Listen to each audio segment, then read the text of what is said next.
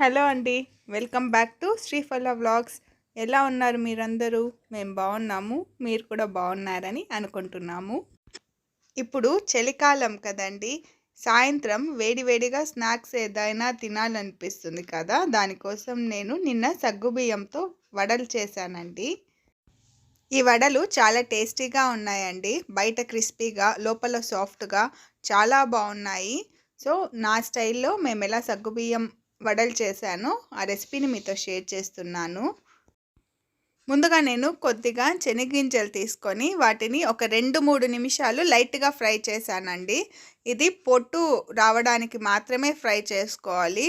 శనగింజలు వేగాల్సిన అవసరం అయితే లేదండి. అది కొద్దిగా వేడైందంటే పొట్టు ఈజీగా వచ్చేస్తుందని ఫ్రై చేశాను. ఎండాకాలం అయితే కొద్దిసేపు ఎండలో పెడితే ఈజీగా పొట్టు వచ్చేస్తుందండి. ఇప్పుడు చలికాలం కాబట్టి ఎండ పెద్దగా రాదు. కాబట్టి నేను ఫ్రై చేసుకుంటున్నాను. ఫ్రై చేసుకున్న తర్వాత వాటిని పొట్టు తీసేసి మిక్సీ జార్‌లో కొద్దిగా పౌడర్ చేసుకుంటున్నానండి. మరీ మెత్తగా పౌడర్ అవ్వక్కర్లేదు. జస్ట్ కచ్చా పచ్చాగా పౌడర్ చేసుకున్నాను. ఇక్కడ సగ్గుబియ్యం నానబెట్టినవి తీసుకున్నానండి. సగ్గుబియ్యము ఒక 3-4 గంటల దాకా నానబెట్టాను. ఆ తర్వాత దాన్ని వడగట్టి బౌల్లోకి తీసుకున్నాను. ఈ సగ్గుబియ్యము మెత్తగా అయిందో లేదో ఒకసారి టెస్ట్ చేస్తున్నానండి. సగ్గుబియ్యం అయితే సాఫ్ట్గా నానిందండి. ఆ తర్వాత ఇందులో నేను ఉడికించి పెట్టుకున్న ఆలుగడ్డలు వేస్తున్నాను. ఇక్కడ నేను 2 మీడియం సైజు పొటాటోస్ తీసుకున్నానండి.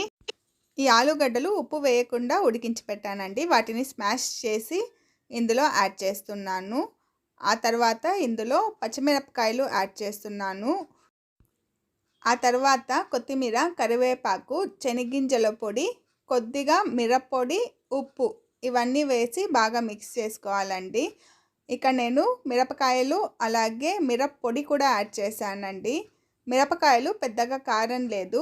ఏదున్నా వడలు కొంచెం స్పైసీగా ఉంటే టేస్టీగా ఉంటుంది కాబట్టి కొద్దిగా మిరప్పొడి కూడా యాడ్ చేశాను. ఇవి యాడ్ చేసిన తర్వాత బాగా మిక్స్ చేసుకోవాలండి. ఎక్స్ట్రాగా వాటర్ అయితే ఏం అవసరం లేదండి. ఆలు వేసిన దానివల్ల అదంతా బాగా బైండ్ అవుతుందండి. కాబట్టి ఎక్స్ట్రాగా వాటర్ అయితే అవసరం ఏం లేదు. నార్మల్గా ఉద్ది వడలు, పప్పుల వడలు కాకుండా ఇలా కూడా ఒకసారి ట్రై చేయండి. ఇది చాలా టేస్టీగా ఉంటుంది ఈ వడలు కూడా. అలాగే ఈ వడలు మనం ఏకాదశి అలాంటి టైంలో కూడా చేసుకోవచ్చండి. ఏకాదశి టైంలో సగ్గుబియ్యం తీసుకోవడం వల్ల మనకు ఇన్స్టెంట్గా ఎనర్జీ వస్తుందండి. నీరసంగా ఉండదు. ఇక్కడ నేను ఆయిల్ని హీట్ అవ్వడానికి పెట్టానండి. ఆయిల్ వేడైన తర్వాత ఇందులో వడలు వేసుకుంటున్నాను. ఈ వడలు తిక్కుగానే వేయాలండి. తిక్కుగా వేస్తేనే బయట క్రిస్పీగా లోపల సాఫ్ట్గా ఉంటుంది.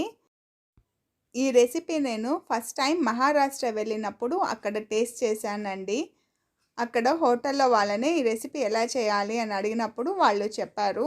వాళ్ళు చెప్పిన తర్వాత నేను ఇంటికి వచ్చి ట్రై చేశాను. అప్పటి నుంచి ఈ డిష్ రెగ్యులర్గా చేసుకుంటున్నాను. చాలా సింపుల్ అండ్ చాలా ఈజీగా చేసుకోవచ్చండి.